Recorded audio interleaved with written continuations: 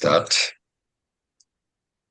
Om Sadashivasamarambham Shankaracharya शङ्कराचार्यमध्यमाम् Asmadacharya Paryantam अस्मदाचार्यपर्यन्तां वन्दे Paramparam परम्पराम् Om Sahana ॐ Bhavatu सहना Sahana भवतु Bhunaktu सहनौ Sah भुनक्तु Veeryam Karvavahai करवावहै Tejasvinavaditamastu Ma तेजस्विनावधीतमस्तु Vidvijavahai Om Shanti Shanti Shanti Hari Om. Hari Om Okay, so we are on the Anuvaka number 7, Taitriya Upanishad, Brahmananda Valli. And those who are using the push mantra pushpam, you can look at page 26 and we'll start the chant. I'll chant the rest of the Anuvaka. You repeat with me. Tasma tat sukrutam uchyata iti.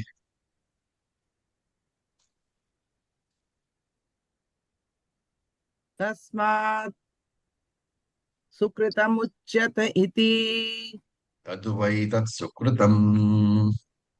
यद्वै तत् अद्वैत सुकृतं सुकृतं Raso vai saha.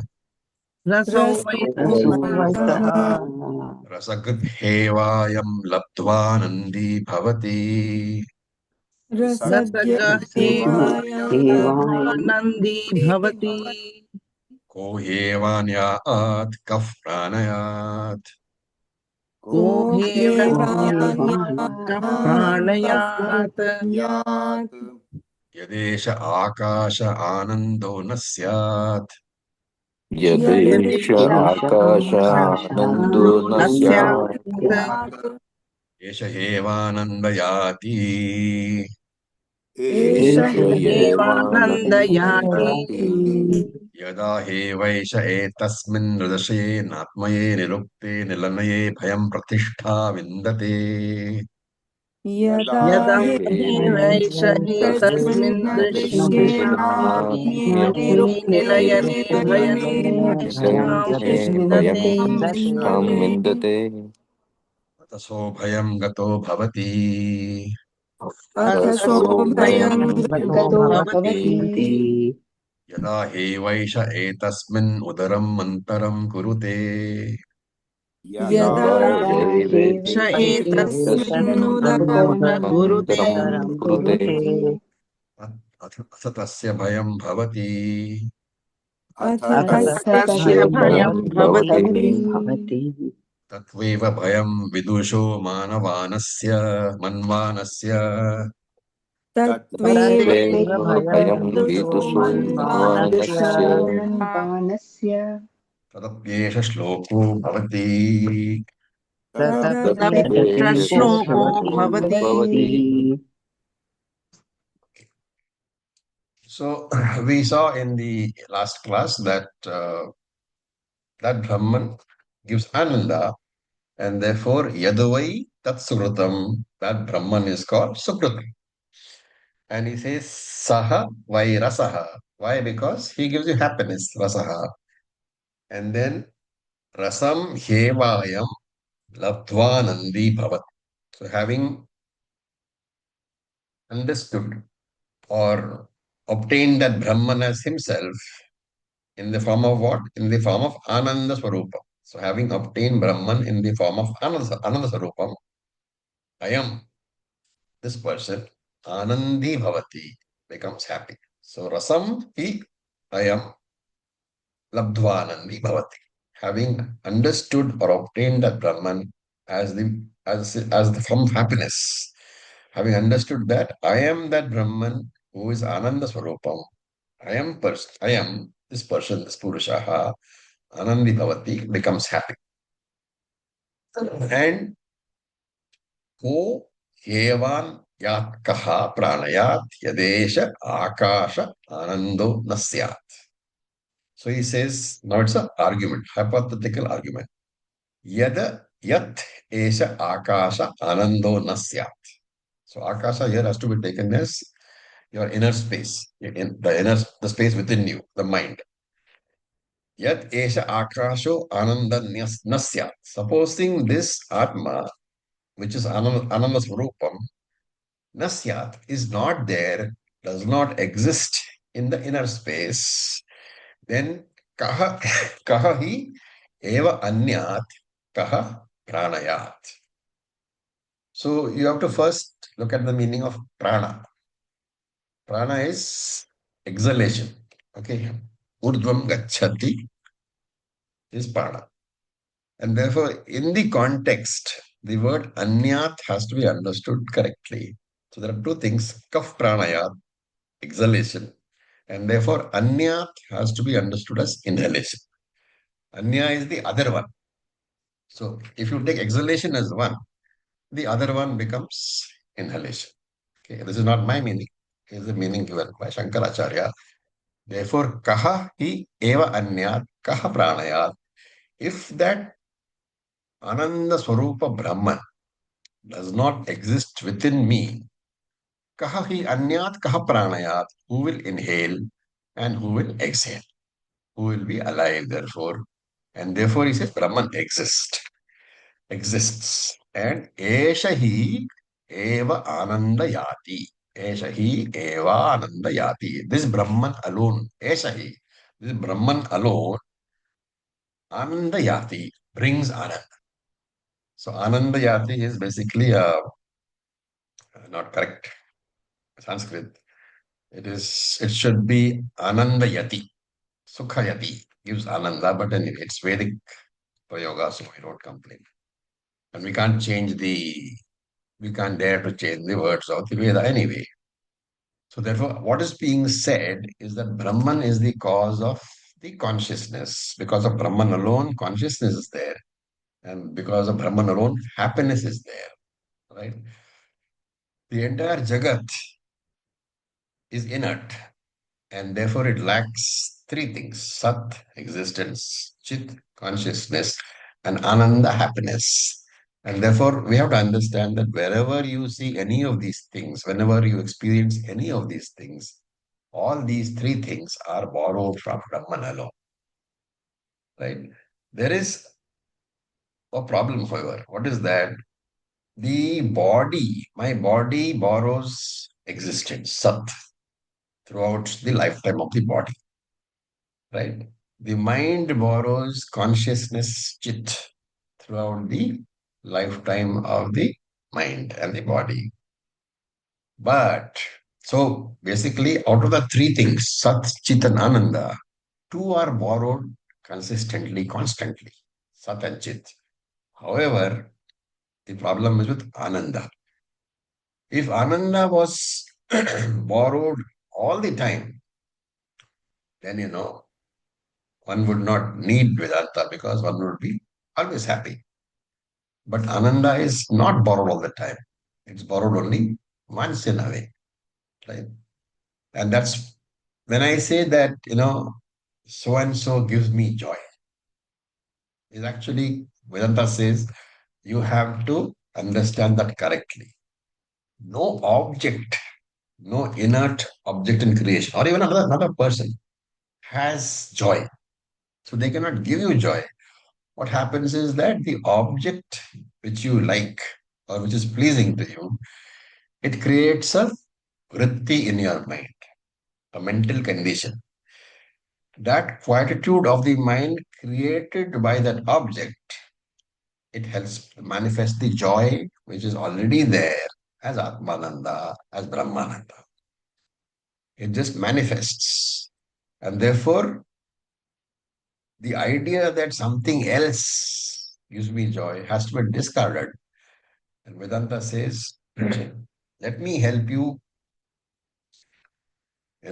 evolve so that you can understand that joy is always there without the necessary of having an object to reflect that joy. And therefore, whenever you think that something or somebody gives me joy, that is a mistake. Because your own joy, which is being manifested in the presence of that person or object, you are superimposing upon that person. And that is what makes you a samsari. Adhyasa. Adhyasa makes you a samsari. right? But if you understand that I am the very Ananda Swarupa, then alone I am Jivanmukta. So, what is the actually reflecting medium for Ananda, for joy? What is the reflecting medium for Ananda Avas? So, there are three thoughts, three vrittis: Priya vritti, Moda vritti, and Pramoda vritti. So, this is a very important point. Any vritti, any thought can serve as a reflecting medium for existence, sat, and consciousness, chit. But it is only one of these three vrittis, Priya, Moda, and Pramoda, which can serve as a reflecting medium for Ananda. And that is why, because you have so many thoughts all the time, Sat and Chit are continuously perceived. But these vrittis come only once in a way. Therefore, you are not happy all the time. Okay. Now we go to the next part of it. Yada hi eva eshaha. Indeed, when one person abhayam pradishtham vindate becomes fearless, then etasmin in this Brahman, what sort of Brahman? Adrishaye, invisible, anatmaye. So your atma has to be taken as the body without body. Anirupte, which cannot be defined. Anilayane, which has no support. When one person attains that Brahman, then athaha, then sa gatha bhavati, he becomes abhayam, fearlessness, yada hi eva.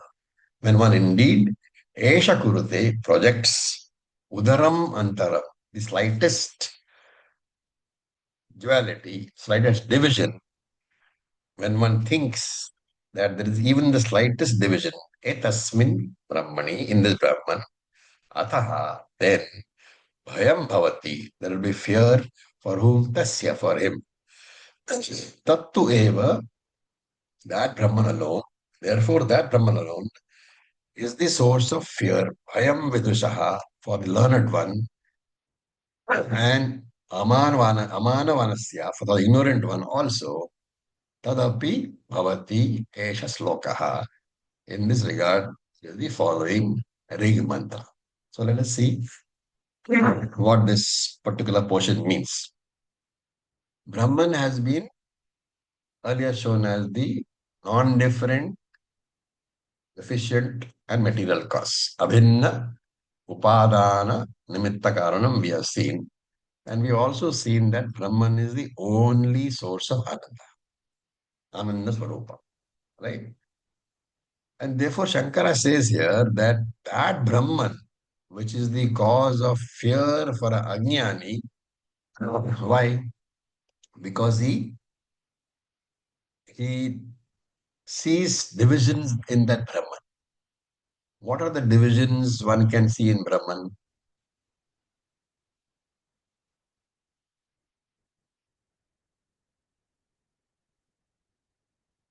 When we say that this person sees division in Brahman, therefore he is afraid. What is the division that you see? Forms, names. Okay. Any, Jiva Jagatishvara. Jiva Jagateshwara. Okay, so that means he has divided Brahman into triangular format. Jiva Jagateshwara is the triangular format. In the triangular format, there is always fear because there is somebody apart from you. There is Jagat, lots of people apart from you, and there is Ishvara, who is apart from you, and I am the miserable Jiva. Therefore, I am always afraid. So Shankara says that same Brahman, which is the cause of bhayam, fear for Ajnani, because he sees these divisions, that same Brahman is the cause of fearlessness, abhayam for Ajnani, because he does not see a division. When nothing is different from yourself, the Jnani he knows that there is nothing different from him. Both Ishvara and Jagat are in him only. Therefore, for the jnani, there is no second thing. There is nothing to be afraid of. Therefore, he is fearless. And he says, Brahma asti. Shankara says, there is such a Brahman. This is the what we call the proposition, the pratignya vakyam, the proposition which is stated, and now it has to be proved. Okay. So he says, Yada abhayam pratishtham vindate. Yada, only abhayam pratishtham vindate, when a person is established in Brahman. So this has to be taken as the aham brahmasmi understanding. Right. So only when a person has come to aham brahmasmi, has effortlessly and confidently can claim himself as aham brahmasmi, then abhayam is there. So abhayam has to be taken as abiding in Brahman and therefore claiming myself as Brahman. Therefore, knowing that there is nothing other than me, therefore knowing that I need not be afraid of anything, and therefore fearless. Remember, Dvaitam, once Dvaitam gets negated, there is no fear because Dvaitam is the cause of all fear. And he says, Etasmin, in this Brahman, Adrishaye.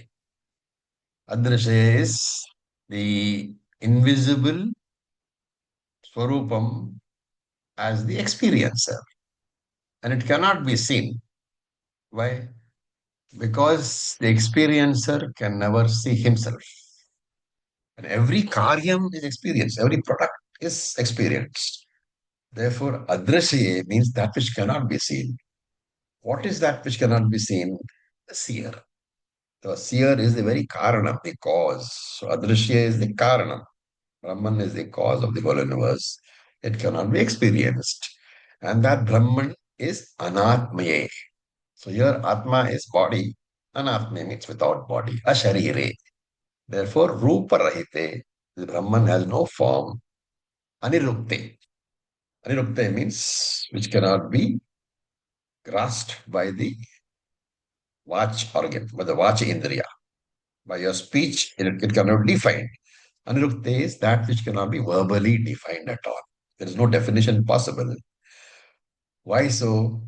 So whenever you describe any entity, the first thing you need is the attributes, is the gunas. And Brahman is nirguna. Without gunas, without attributes, how do you define something? You cannot. And therefore, it is anirukte, not capable of any definition. Anilayane. Nilayanam means support. Anilayanam means it is not a support of anything. That Brahman doesn't support anything. Now we say that Brahman supports the universe. So why is the Shruti saying that Anilayane, this Brahman is not a supporter?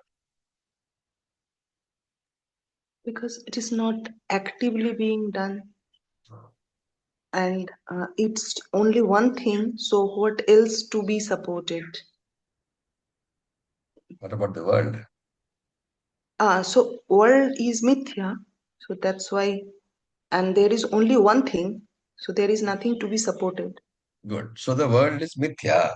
So Dvaitam is being negated by this Anilayane. It is not a supporter of anything. The world is not supported by Brahman because the world is simply not there as a separate entity. So Anilayane can be taken as Advaita. Right.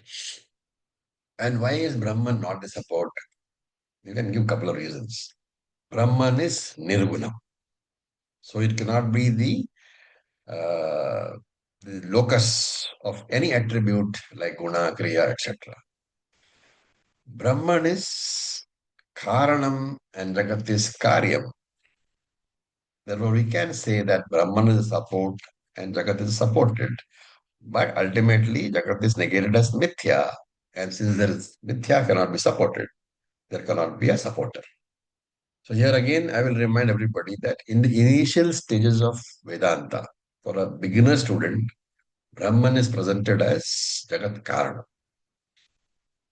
But since the use of the word Karana implies that there is a Karyam, there is a product, the use of the word Karanam automatically gives rise to an impression of duality. So as you progress in Vedanta, we say that Brahman is not a support or a subject. Not a support means there is no supporter. Not a subject means there is no object. Right? In fact, uh, when we get to Mandukya, you will see that Gaudapada does not like the use of the word Advaitam. Why?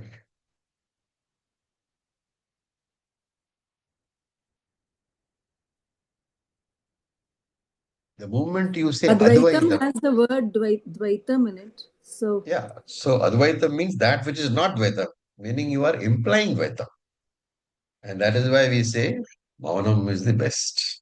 A Jnani cannot discuss because he knows there is no Dvaitam at all. Okay.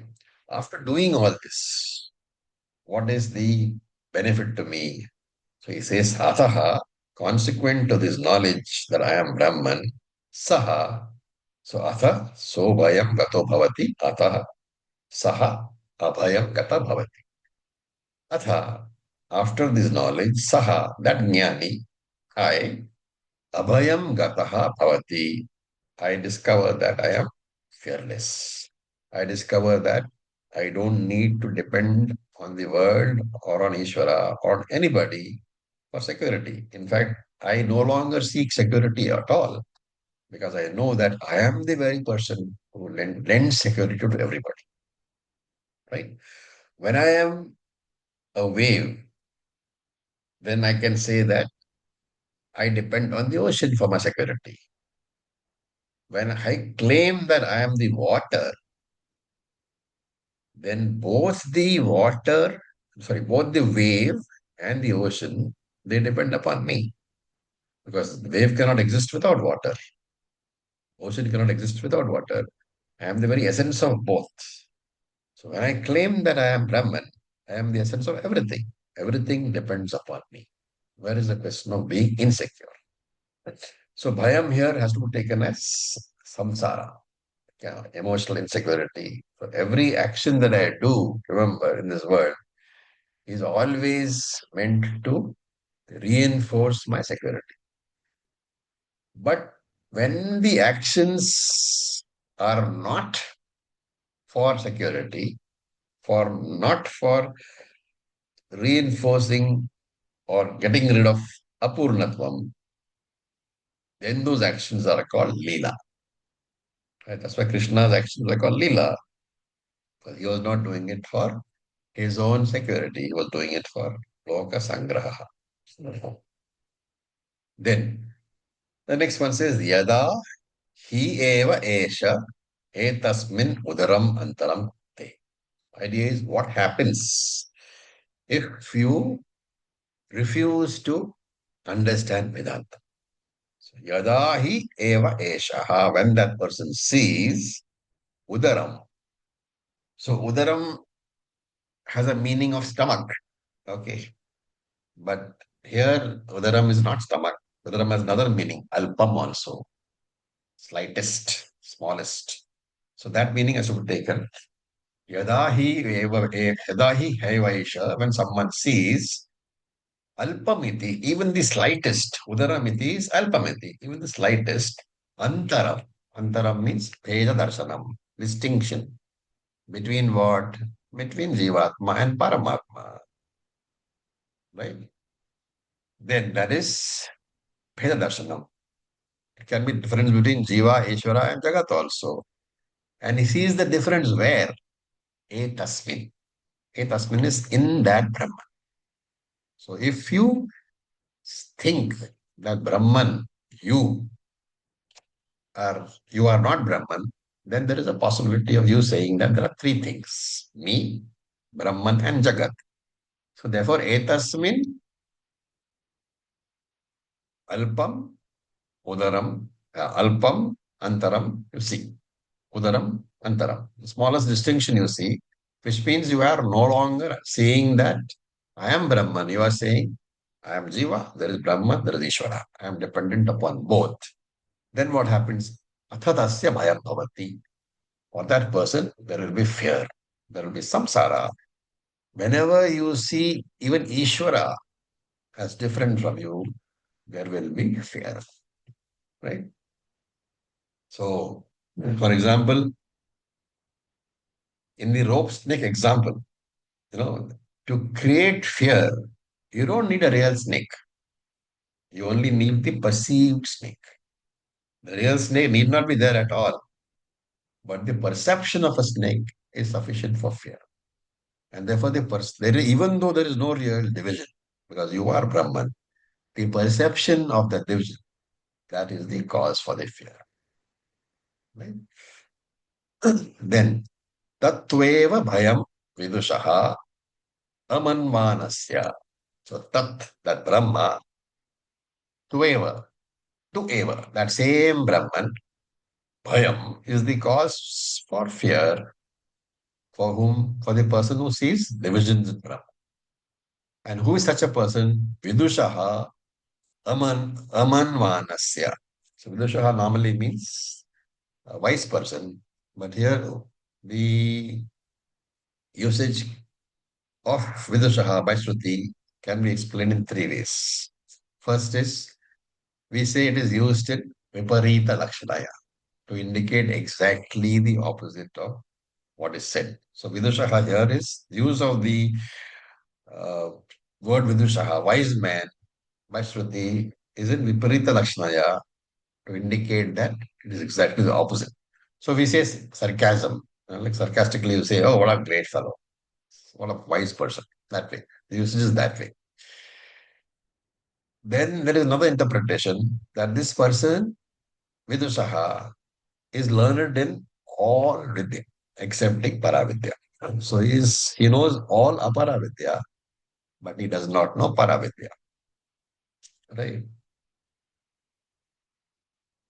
So there is a story which SPG talks about, He says that this there was a grammar expert, Panini expert. He was traveling in a boat. So by way of conversation, he asked the boatman, do you know Vyakaranam? Boatman said, no, I don't know Vyakaranam. So this Panini expert said, 25% of your life is waste. Then he traveled some more. Then he told the boatman, do you know Tarka Shastra? So boatman said, no. So he said, 50% of your life is waste. Then after some time, he said, do you know Mimamsa? Workman said, no, of course I don't know Mimamsa. Again, this expert shook his head and said, 75% of her life is gone. So in the meantime, the boat began to leak. Okay. So boatman looked at the Parani scholar and said that, do you know swimming? So the scholar said, no. So boatman said, now 100% of your life is gone. So that's the story. Right. So you need that particular knowledge called Brahma Vidya to cross the ocean of samsara. And therefore, the third interpretation is also there. The person has done Shravanam. He has got knowledge. He has received Jnanam. But either his Mananam is not complete or his Nididhyasanam is not complete. And therefore, he has not developed conviction. So the knowledge is there by way of information, but it has not transformed him. So this Brahmasmi knowledge, just the knowledge is of no use to you. Only when you have done sufficient Mananam and Nididhyasanam, then only does it give you the conviction that I am Brahman. So he says, Amanavanasya, for that ignorant person who has not been convinced. That is the third interpretation. And therefore, as an ignorant person, what will you say? You will say, Vedanta says, I am Ananda Swarup. Any person who does that is a prajna, he's prajna, he's what they call a wise man. but not sthita prajna. He has knowledge, but he is not established. So for such a person, Brahman is a source of fear. Right? Now the interesting derivation is that Brahman is the source of both fear and fearlessness. Fear for the ignorant and fearlessness for the jnani. Therefore, the very existence of fear and fearlessness, the very existence of bhayam and abhayam is an indicator which reveals that Brahman exists. And then he says, Tadapi esha shloka bhavati. In this regard, there is the following Rig mantra. So I will request Rajani ji to chant Anuvaka number 8 fully. It's a long Anuvaka, so it will take us a few days, few more classes, but the chanting can take place in one shot. Om Acharya. Om भीषास्माद्वातः पवते भीषोदेति सूर्यः भीषास्मादग्निश्चेन्द्रश्च मृत्युर्धावति पञ्चम इति सैषानन्दस्य मीमा Gunsa भवति युवा स्यात् साधु युवा ध्यायकः आशिष्ठो दृढिष्ठो बलिष्ठः तस्येयं पृथिवी सर्वा वित्तस्य पूर्णा स्यात् स एको मानुष आनन्दः ते ये शतं मानुषा आनन्दाः स एको मनुष्य गन्धर्वाणामानन्दः श्रोत्रियस्य च कामः तस्य ते ये शतं मनुष्य गन्धर्वाणामानन्दाः स एको देव गन्धर्वाणामानन्दः श्रोत्रियस्य च कामः तस्य ते ये शतं देव गन्धर्वाणामानन्दाः स एकः पितॄणां चिरलोकलोकानामानन्दः श्रोत्रियस्य च कामः तस्य ते ये शतं पितॄणां चिरलोकलोकानामानन्दाः स एक आजानजानां देवानामानन्दः श्रोत्रियस्य च कामः तस्य ते ये शतमाजानजानां देवानामानन्दाः स एकः कर्म देवानामानन्दः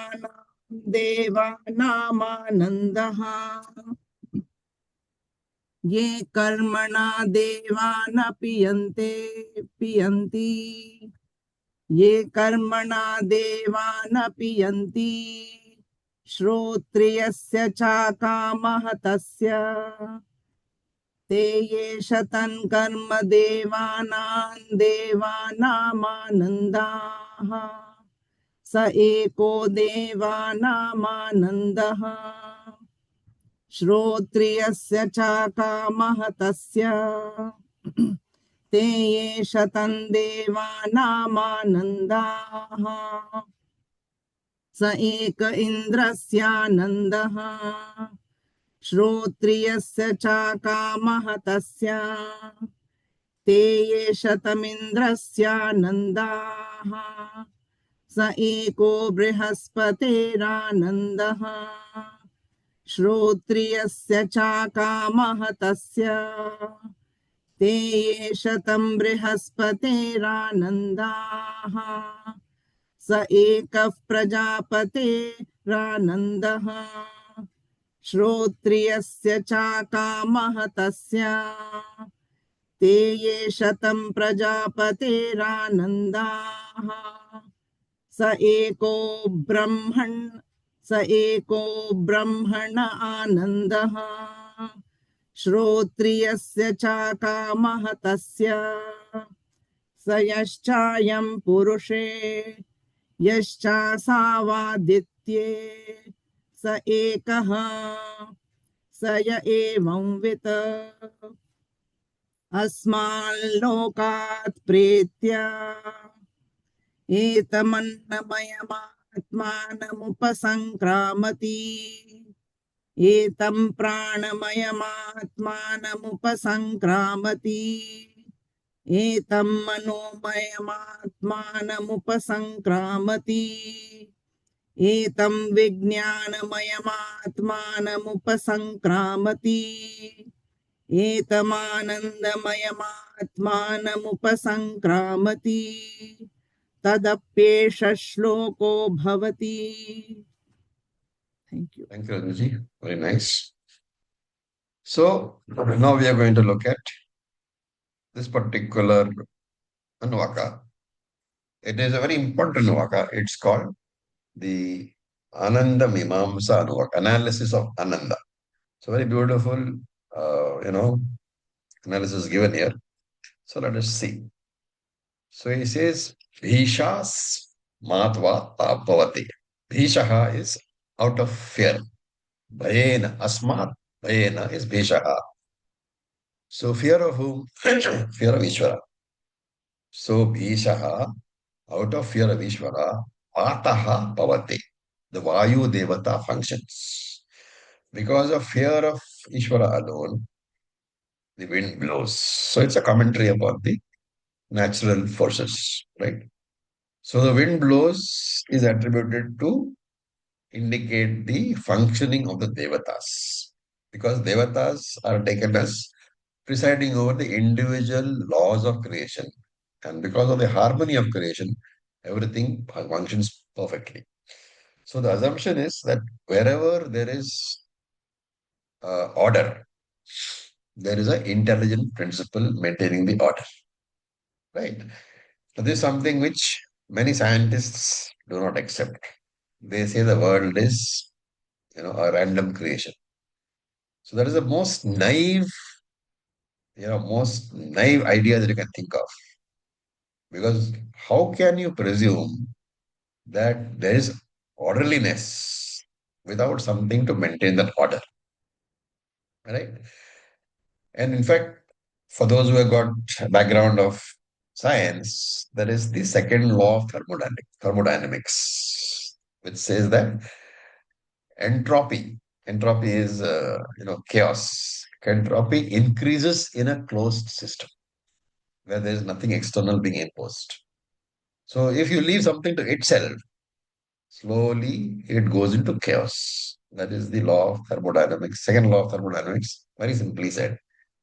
And therefore, wherever you see something functioning in an orderly manner, Vedanta is saying that assume that there is an intelligent principle which is maintaining that order.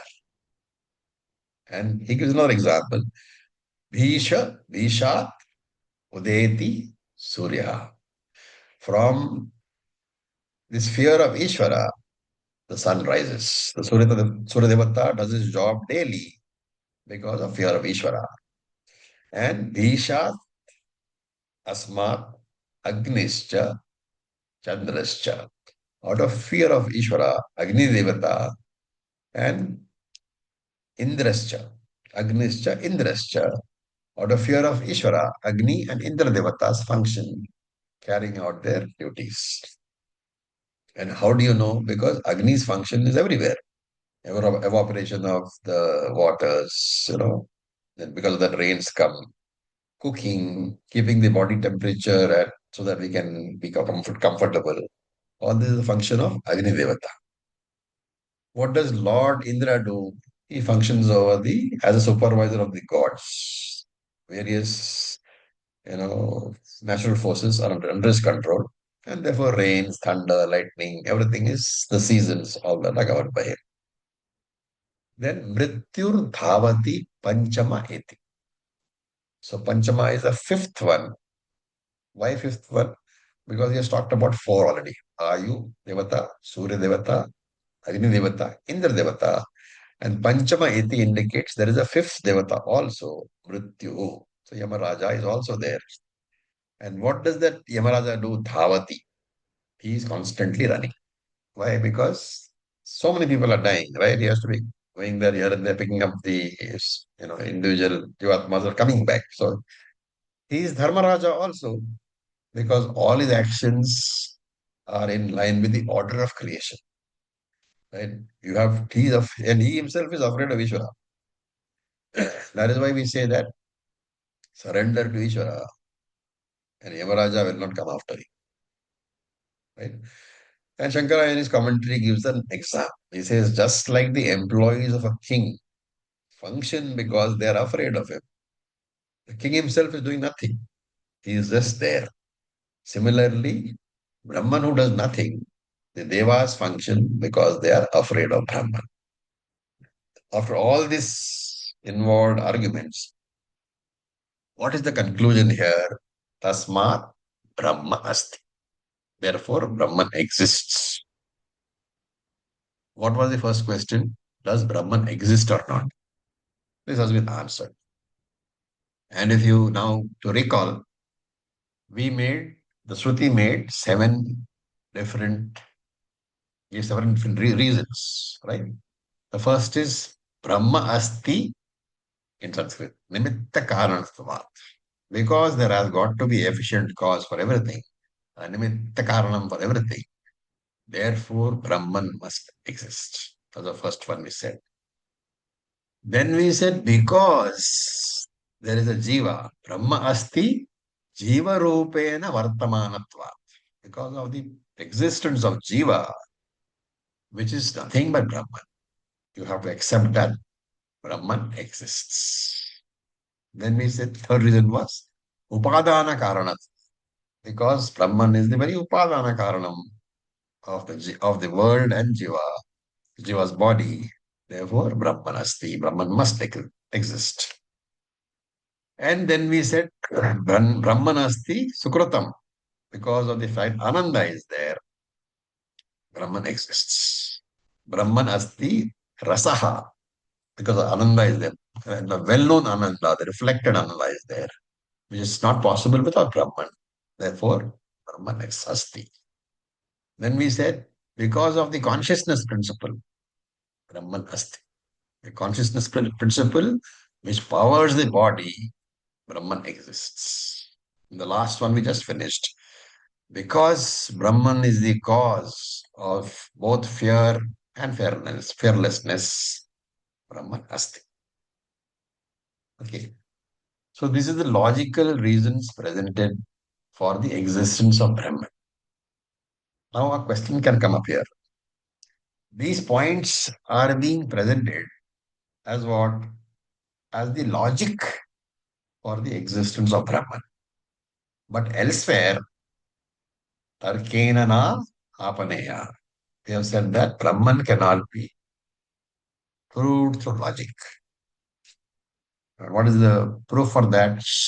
If logic could prove Brahman, then science would be able to prove the presence of Brahman. But science cannot. Brahman is beyond the reach of science. But of course, we have a darsana called Nyaya Darshana, Tarkikas, the one who are logicians. For them, they say that the existence of Brahman can be proved through reasoning. So when we come to Brahma Sutras, in the second sutra, we will see that Shankaracharya gives an elaborate logic to show that Brahman cannot be proved through logic. Right? So just as a particular pramana can reveal only what is within its range. Like, for example, eyes can reveal form and color. Eyes cannot reveal sound. Right? That's one of the reasons how it is negated. Then, in that question, the question remains, how is it that we are saying that these are 7 logical reasons for Brahman's existence? We have talked about this before, but we'll discuss it again. Logic is 2 types. One is pure independent logic, and one is logic backed by the scriptures, by Shastra. So we have two words for it in our particular sampradaya. The pure independent logic is called Kevala Tarka. Kevala Tarka means, of course, pure logic, independent logic. And the second is Shrauta Tarka. Shrauta referring to Shruti, scripture based logic.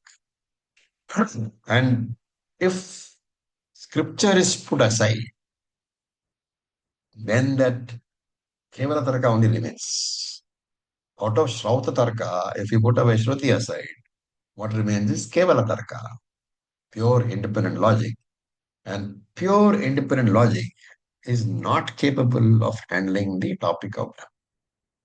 Why? Because all data for pure logic is got through the five senses. And Brahman is beyond the five senses. The data for Brahman has to be picked up from Vedanta only, from the scriptures only. That is why Shrauta Tarka is necessary. Okay. So in Brahma Sutras, we will see that this particular deficiency of logic is talked about. And this deficiency, to be able to get around this deficiency, it is necessary to use Shastram. And to use Shastram, you should have Shraddha. That is why Shraddha is very important for a seeker.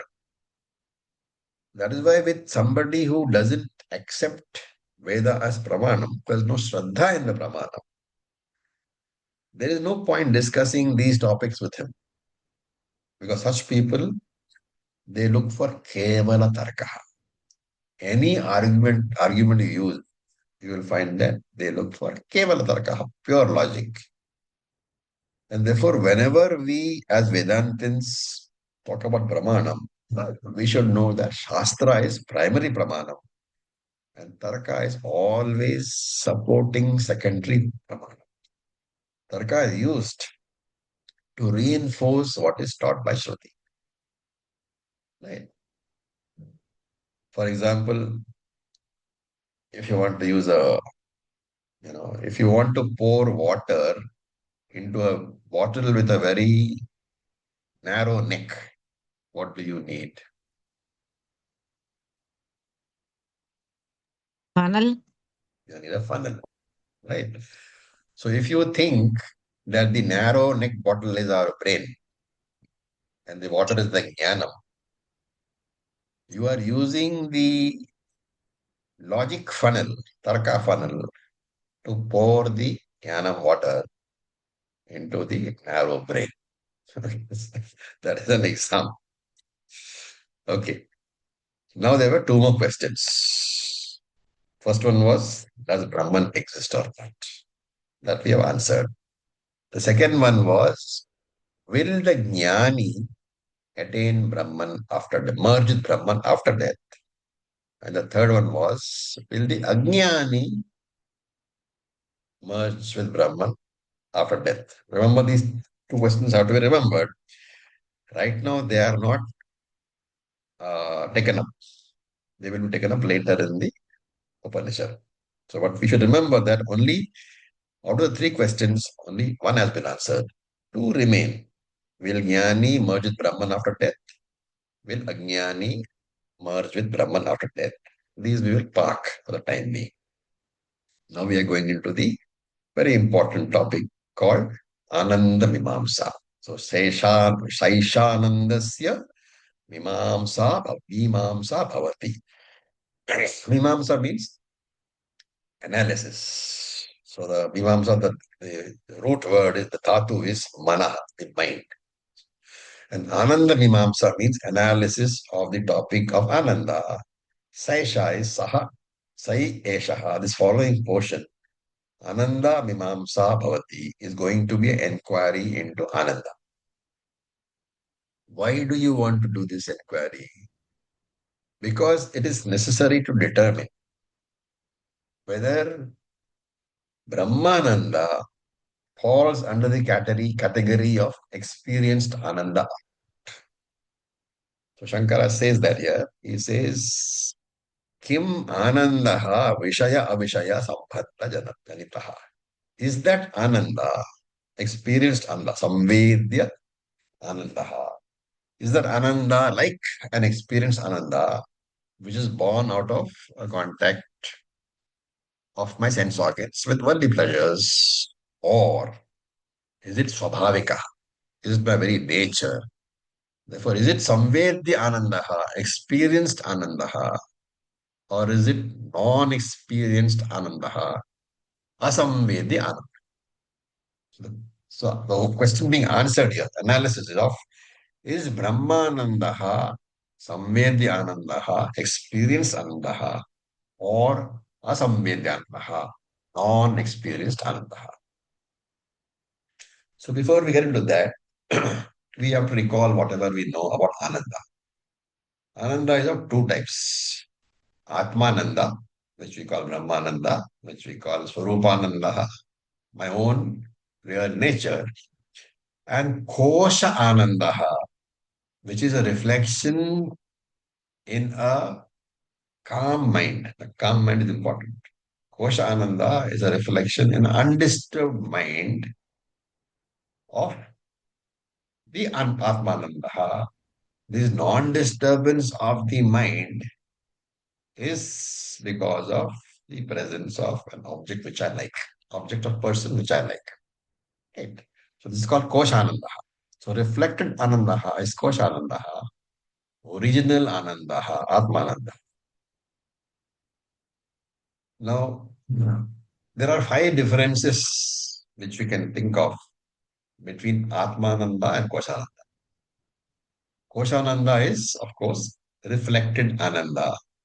Atmananda is original Swarupam, original Ananda. And when reflection is being talked about, the reflecting medium is a quiet mind, which we can call the Anandamaya Koshaha or also Prasanna Antakaranam, the calm mind. Then Koshananda is Anitya, temporary. Atmananda is Nityaha, always there. What is the reason? Because reflected Ananda is there only as long as the unobstructed reflecting medium, the undisturbed mind is there. The moment the mind is disturbed, Koshananda goes away. That is the second difference. The third difference is Koshananda is graded. It has got divisions. Happy, happier, happiest. So Sa Atishaya, Sa Atishayaha, divisions with divisions.